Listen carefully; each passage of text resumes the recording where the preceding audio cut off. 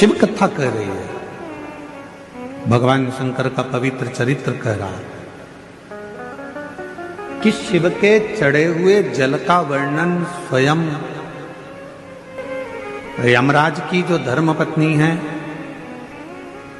यमराज की जो धर्मपत्नी है जिसका नाम है धुमोरना।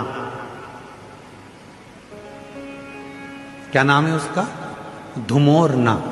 फिर से बोलो आप लोग, आवाज नहीं आई, डबल से बोलो, धुमोरना। और यमराज की धर्मपत्नी धुमोरना, ये जल के महत्व को एक बार स्वयं ने धुमोरना ने पूछा था।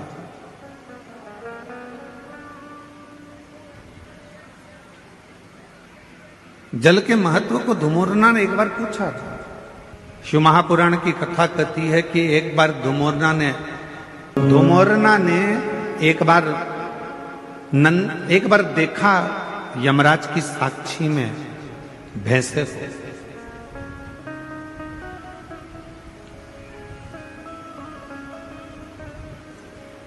धुमोरना ने देखा कि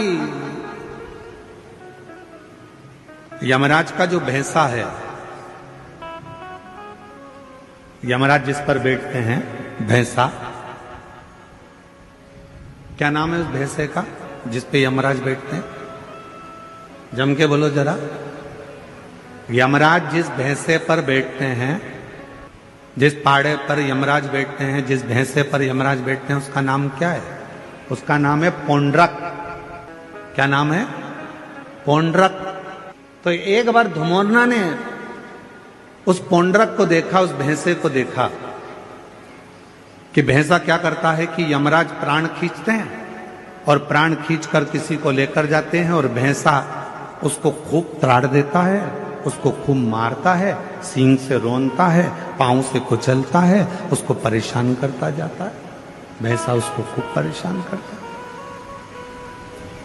पर धुमोरना ने फिर एक जगह देखा कि धुमोरना ने देखा कि वो भैंसा एक जीव को यमराज लेकर जा रहे थे, पर उस भैंसे ने उसको कोई कष्ट नहीं दिया, भैंसे ने उसको कोई परेशान नहीं किया।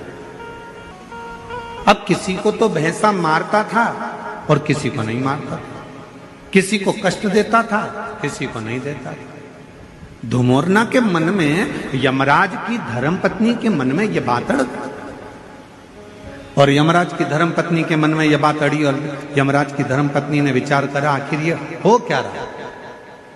जब यम की आज्ञा है कि कष्ट देना है तो देना चाहिए, फिर ये भैंसा किसी को कष्ट देता है, किसी को नहीं देता है, किसी को अच्छा रखता है, किसी को बुरा रखता है, आखिर ऐसा हो क्यों रहा।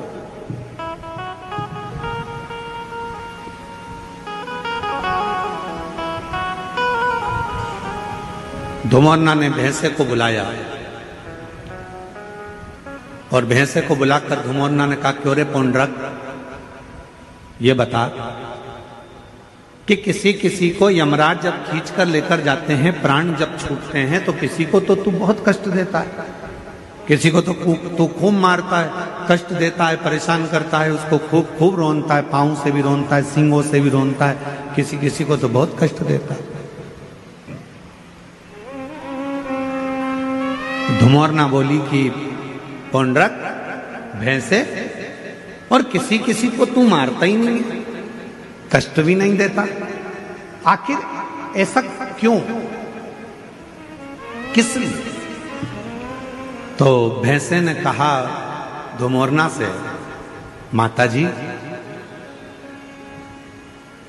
जब भगवान देवाधिदेव महादेव का रुद्र अवतार हुआ, जब मेरे शंकर भगवान का रुद्र अवतार हुआ और उनका रुद्र जो अवतार था, क्रोध का जो अवतार था, उस क्रोध के अवतार में मेरा जो जन्म हुआ है, मैं जो भैंसा बनकर पैदा हुआ हूं वो, और मेरा जन्म हुआ रुद्र की जंघा से। जब मेरा जन्म हो गया रुद्र की जंघा से, तो मैं समझ नहीं पाया कि मैं कहां जाऊंगा। तब देवाधिदेव महादेव ने कृपा कर कर मुझे यमराज को दे दिया। और मैं यमराज का सेवक बन गया। यमराज ने कहा कि तुम यदि मेरे पास में रहोगे तो मेरी आज्ञा का पालन करना पड़ेगा। तो देवाधिदेव महादेव जी ने कहा कि यमराज को मैंने तुम्हें दिया है तो तुम्हें इसकी आज्ञा का पालन करना है।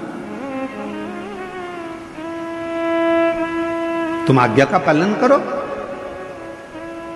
और यमराज की आज्ञा का पालन धुमोरना से भैंसा कहता है कि मैं करने लगा। पर शिवजी ने मुझे कहा कि ए पौंड्रक, एक बात सुन, तू यमराज का भैंसा जरूर बनेगा, तू यमराज के पास जरूर रहेगा, पर एक काम करना, तुझे मैंने जन्म दिया है, मेरी जंघा से तू उत्पन्न हुआ है। रुद्र कहते हैं यदि कोई संसार का मनुष्य, पशु, पक्षी, जानवर, जलचर, थलचर, कोई मानव, उसके शरीर में अगर शिवलिंग पर चढ़ा हुआ जल, शंकर का चढ़ा हुआ जल यदि उसके शरीर पर कहीं लगा हो या उसके मुख में शंकर का चढ़ा हुआ जल पड़ा हो तो उसे तो त्राण मत देना, उसे कष्ट मत देना, उसको सीधे मार्ग से लेकर, उसको तू त्राण मत देना, उसको तू कष्ट मत देना, उसको तू सीधे मार्ग से लेकर, उसको तू परेशान मत करना।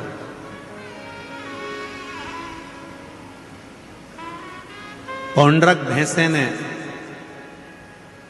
वचन दे दिया देवाधिदेव महादेव को कि मैं वचन देता हूं रुद्रदेव, ये मेरा वचन है, जिसके मुख में शिव का चढ़ा हुआ जल होगा, शंकर का चढ़ा हुआ जल छीटा गया होगा, उसको ना यमराज परेशान करेगा ना ये भैंसा परेशान करेगा, वो सीधे कैलाश धाम की ओर। अब हम आपसे पूछें, उत्तर दीजिएगा जरा। जितनी मेरी शिरडी की जीजियां बैठी हैं, जितने मेरे जीजा बैठे हैं, सब उत्तर दें। मरने वाले व्यक्ति के मुख में कौन सी पवित्र नदी का जल दिया जाता है? जम के बोलो जरा। गंगा का जल। तुरंत जाओ जल्दी से गंगा का जल इसके मुख में डाल दो। कभी किसी ने पूछा अपने पूर्वजों से, अपने बुजुर्गों से कि मरने वाले के मुख में गंगा जल क्यों दिया जाता है? कभी किसी पवित्र व्यक्ति से पूछा कि मरने वाला व्यक्ति का जब उसको जब शमशान ले जाया जाता है तो उसके शरीर को गंगा जल डालकर पानी से नहलाया जाता है, साफ करा जाता है? कभी किसी ने अपने बुजुर्गों से पूछा कि मरने वाले के मुख में गंगा जल क्यों देते हैं? मरने वाले के मुख में गंगा जल क्यों दिया जाता है? मरने वाले के ऊपर गंगा जल का प्रोक्षण क्यों करा जाता है? गंगा जल क्यों छीटा जाता है? उसका